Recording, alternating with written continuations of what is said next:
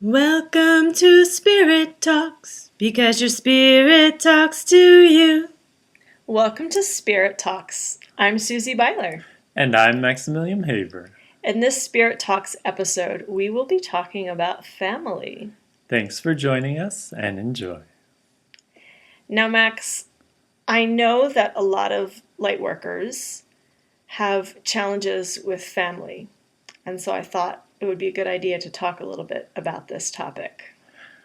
Yeah, so family isn't just the people you're born and grow up with. It's the people you're close to in life. And for a lot of people, that is who they're born with. But there's a large portion of people that have family members such as cousins or friends. Consider their friends family members. And the connection they form with them sometimes becomes dependent on certain energies that they exchange, and so there's certain lessons that they're learning in these relationships. So let's start by talking about blood family, the family that you're born into. Mm-hmm. I know a lot of people find it challenging to spend time with others that have different beliefs. Many of us have families where we believe different things, especially I find as light workers. Hmm. So how can we navigate the time we spend with our families, especially now here in the US, we are coming up on Thanksgiving and then Christmas and New Year's, and so it's a time where a lot of people, choose to spend time with their family. How do we navigate our conversations, our energy, all of these things as we're hanging out with our families? Well, the first part is to be aware of what you're wanting to share and exchange while you're with your family. It depends what you're working through with them. If you're having childhood issues that you're still clearing, Mm-hmm. you want to, probably bring it up and be very clear with what you're expressing, with what energy you're wanting to exchange and release. Mm-hmm. If you're working through stuff from older when you're older, but you're still having exchanges of conflict, then you could perhaps talk about that and share that. If you're just having a good time with your family, it's very, in all these, it's very important to be present and to convey that, you want the people you're sharing your time with to be present.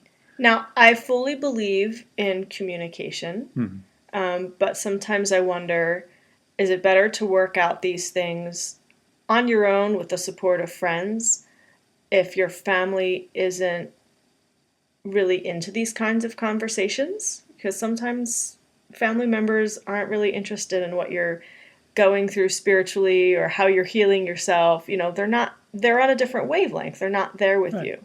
So you can approach this from a more mundane perspective of like just having healthy interaction with people. Like if everyone's sitting around silent and really constricted, why are you sharing your time? Because it's your family. Right, but that's what you do. That's not a healthy energy of like just being in that constriction if you're not going to allow exchange to flow, or if you want to be there in service, you can hold space and you can offer advice, and sure. So it just depends on your intention with that. Well, I'd like to share with our listeners some things that I've done with my family that makes it a lot easier for me and hopefully for them. When I first started my awakening journey, I was very aware that I was on a different path than my family, and I wanted them to always know how much I loved them and that I accept where they are and the path that they're on, even though it's very different than mine. And so I always made it a point to come to our interactions from the heart space and to bring the loving energy and to make sure they know that I'm not judging them. Now, they can tell you how good of a job I've done or not, from their perspective. I don't know what their perspective is. But from mine, I know my intentions have always been to bring a loving energy. And so even though my parents and I have very different viewpoints and beliefs and understandings, when we come together, we love each other. And there are times where I'm holding space for them, and there are times where I'm holding space for myself. And I've had to work through a lot of my own, like wanting approval from them or whatever it is. And when we get together, if I'm sharing a personal belief of mine, I am holding space for myself, approving of myself, loving and accepting of myself, that their reaction to what I'm sharing may not be what I desire, but I love and approve of myself. I accept myself, and that's what matters. And so I think it's important work for us to do with ourselves before we go into situations where we're interacting with family. That self-love, self-approval, self-acceptance work is really, really important. And when you come from that place of loving and accepting yourself, it's so much easier to love and accept your family members. So I just wanted to bring that into the conversation because I think it's so, so important in order for us to have those beautiful interactions that we desire with our families. Nice. Yeah. And spending time with family, if at this time of year, if you are not in a space to do that, honor that. Right. It's okay to be in your own space, have your own experience, and share time with other people. I like how earlier in the conversation you alluded to we have a choice. Some people spend time with family out of obligation rather than really taking a step back and saying, is this what I want to do? Is this how I want to spend my time and share my energy? We all have a choice. Yes. And what also comes up with that is if you choose not to share time, often what will occur is guilt. And this is not just guilt that you feel, but guilt that will be projected by family members. And so they'll proclaim that you do not love them because they don't understand the full energy of love. They understand it in a very direct exchange of energy. Or conditional way. Yeah. In a conditional way. And not that it's, an inherent quality. So. Yeah. Spending time with friends that are family. This is actually where a lot of people on their path find a very healthy family connection because they're able to find individuals that resonate with where they're at on their path, and this changes. You change friends as you move along your path, so it tends to be a lot more adaptable. Yeah. So I'm choosing to spend time with friends this year. I would love to spend time with my family. It's just a distance issue. But I'm excited, since I'm not going to be with my family, I'm excited to spend time with friends and loved ones. I consider them my soul family, my spiritual family, if you will. And so it's a beautiful time to be able to choose, hey, I want to spend time with you. I want to spend time with you. And we can create something beautiful together.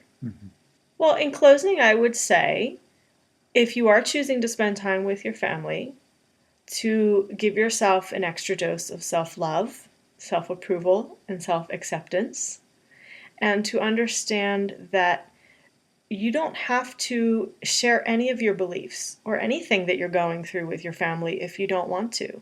I think one of the things that has increased the love in my family interactions is I haven't pushed my beliefs on them.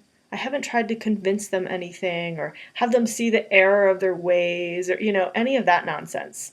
That's not enlightened behavior. I'm going to call us all out right now. That is not an enlightened way or a loving way to act. The loving way to act is have self-love for yourself first and then share that love unconditionally with your family. And you might find a very transformed way of being with your family when you love yourself first and share the love with your family. We don't need to go in with any agenda of trying to change who they are. Accept who they are. Love who they are. Applaud them on their journey. And love yourself first.